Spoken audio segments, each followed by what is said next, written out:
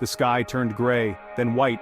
It was as if the heavens themselves had decided to erase the colors of the world, painting everything in shades of desolation. Then a bleak, unending canvas of swirling snow. The snowflakes danced in a chaotic ballet, each one a tiny harbinger of the cold that would soon grip the planet. The sun, a distant memory, vanished behind a curtain of icy particles, its warmth a forgotten dream. The light that once brought life now struggled to penetrate the thick veil of snow, casting a ghostly glow over the frozen landscape. The air, once alive with the sounds of humanity, grew deathly still, punctuated only by the mournful howl of the wind. The wind carried with it the whispers of a world that had once thrived, now reduced to echoes of its former self. The earth, once teeming with life, succumbed to a new ice age, a frozen tomb encasing the remnants of a fallen civilization. Buildings that once stood as symbols of progress and innovation now lay buried under layers of ice, their stories frozen in time. It had come without warning, a swift and brutal assault on a world caught unprepared. The blizzard descended like a predator, its icy claws tearing through the fabric of society, leaving chaos and despair in its wake. Temperatures plummeted, plunging the planet into an icy abyss. Thermometers shattered under the strain, unable to measure the sheer extremity of the cold that now dominated every corner of the globe. Cities, once monuments to human ingenuity, were transformed into frozen wastelands, their towering skyscrapers entombed in ice. Streets that once bustled with activity now lay silent, buried under a thick blanket of snow. The hum of life, the traffic, the laughter, the music was silenced, replaced by the eerie groan of a dying world. The silence was deafening, a stark reminder of the fragility of human existence in the face of nature's wrath. The few who survived the initial onslaught did so by sheer chance. They were the lucky ones, if luck could be found in such a desolate place. Their survival was a testament to the resilience of the human spirit, even in the face of overwhelming odds. They huddled in shelters, their breath misting in the frigid air, their eyes wide with fear and uncertainty. Each day was a battle against the cold, a fight to keep the spark of life from being extinguished by the relentless winter. The world they knew, the world of warmth and light, was gone, replaced by a frozen wasteland where survival was a minute-to-minute struggle. Every step was a challenge, every breath a reminder of the harsh reality they now faced. The long winter had begun. It was a season without end, a time when the world stood still, frozen in a moment of perpetual cold. The future was uncertain, but one thing was clear: the world would never be the same again. The world was a tapestry of white, broken only by the skeletal outlines of frozen trees. The once vibrant landscapes were now a haunting reminder of what had been lost. The silence was almost deafening, a stark contrast to the bustling life that once thrived here, and the occasional glint of sunlight on ice. These fleeting moments of beauty were rare, but they offered a brief respite from the overwhelming desolation. The sunlight, though cold, was a reminder that life, in some form, still persisted. 1,000 souls, scattered across continents, emerged from their shelters, blinking in the harsh, unforgiving light. Each step they took was a testament to their resilience, their determination to face the unknown. They had survived the cataclysm, but the real challenge was just beginning. They were a motley crew: scientists, farmers, teachers, children united by a single, terrifying truth: they were the last. Their diverse backgrounds and skills were now their greatest asset. Together, they formed a fragile community, bound by the shared goal of survival. Survival was a brutal equation, a constant battle against the elements and the gnawing pangs of hunger. The relentless cold sapped their strength, and every day was a fight to stay alive. The harsh winter was unforgiving, and only the strongest would endure. Food, once plentiful, was now a luxury, scavenged from abandoned stores or hunted with desperate ingenuity. Every meal was a victory, a small triumph against the odds. They had to be resourceful, using every bit of knowledge and skill to find sustenance. Warmth was found in burning the remnants of a vanished world. Books, furniture, anything that could fuel the fires that kept the cold at bay. These fires were more than just a source of heat. They were a symbol of hope, a beacon in the darkness. Fear was a constant companion, a shadow that clung to their heels as they ventured out into the frozen wasteland. Every journey was fraught with danger, and the unknown loomed large. Yet, they pressed on, driven by the need to find a way forward. The silence was unnerving, broken only by the crunch of their footsteps on the snow and the hammering of their own hearts. Each step echoed in the stillness, a reminder of their isolation. But in that silence, they found a strange sense of peace, a moment to reflect on their journey. Yet, amidst the despair, a flicker of hope began to emerge. It was fragile, like the first shoots of spring, but it was there. This hope was a lifeline, something to hold on to in the face of overwhelming odds. The will to survive, that most primal of instincts, burned bright in their eyes. It was this determination that would see them through the darkest days. They were not just surviving, they were fighting for a future, for the chance to rebuild and reclaim their world. Survival meant adaptation.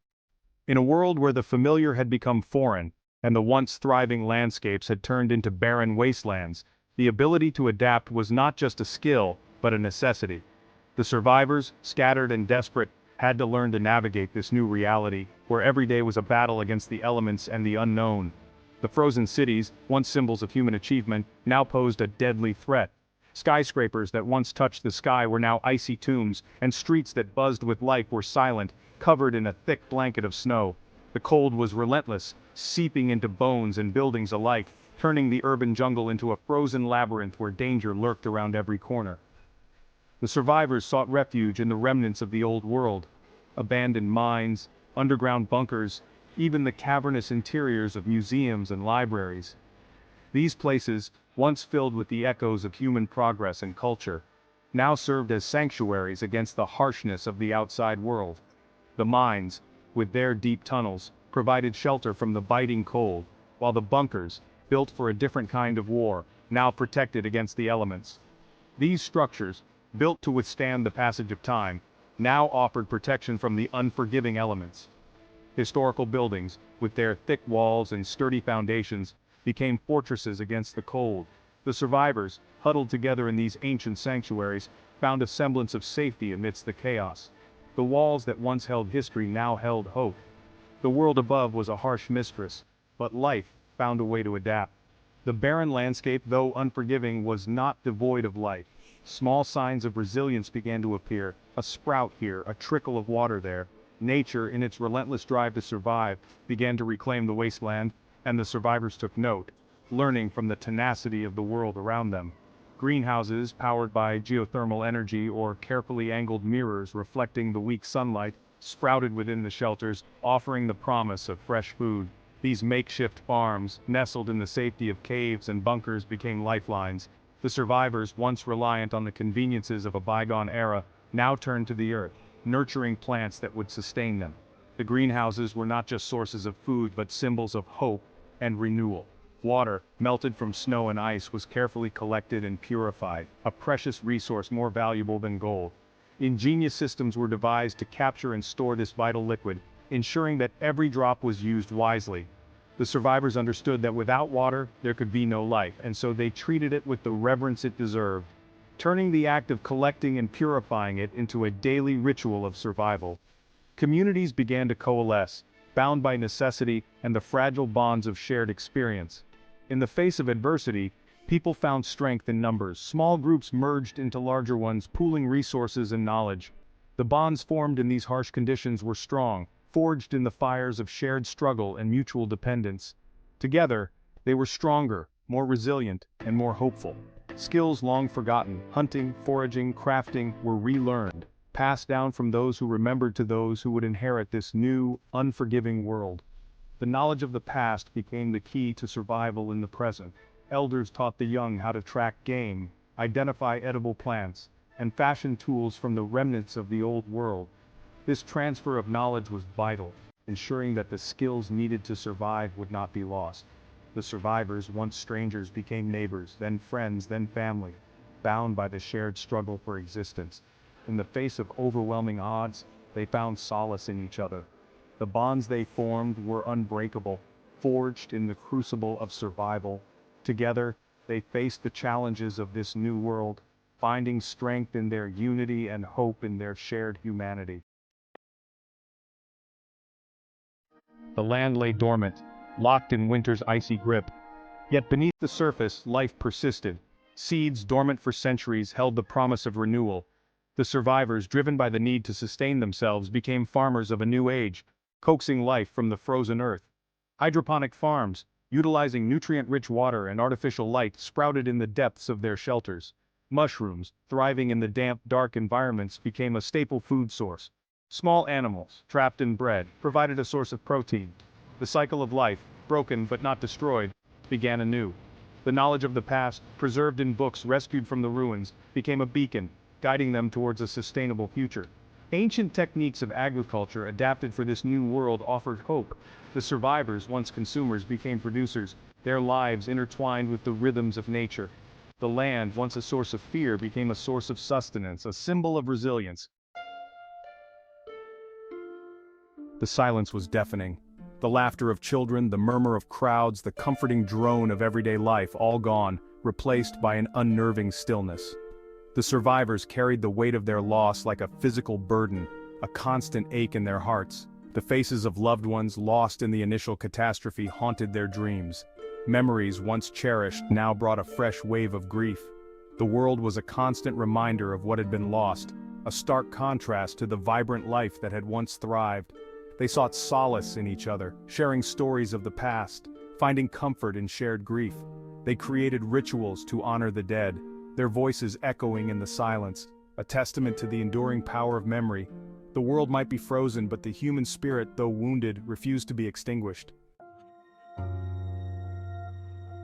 The past was a fading echo, threatened by the relentless march of time. Books, brittle with age, crumbled into dust. Technology, once ubiquitous, lay dormant, its secrets lost. The survivors, acutely aware of their precarious existence, dedicated themselves to preserving the remnants of their vanished world. Libraries, once repositories of knowledge, became sacred spaces. Books were painstakingly preserved, their pages carefully treated, their contents transcribed. The spoken word gained new importance. Stories and histories passed down from generation to generation, ensuring that the past would not be forgotten. Museums, transformed into time capsules, showcased the artifacts of a lost civilization. Everyday objects, a child's toy, a musical instrument, a piece of clothing, became precious relics imbued with a poignant significance. The survivors, custodians of a vanished world, understood the importance of remembering, of learning from the past to build a better future.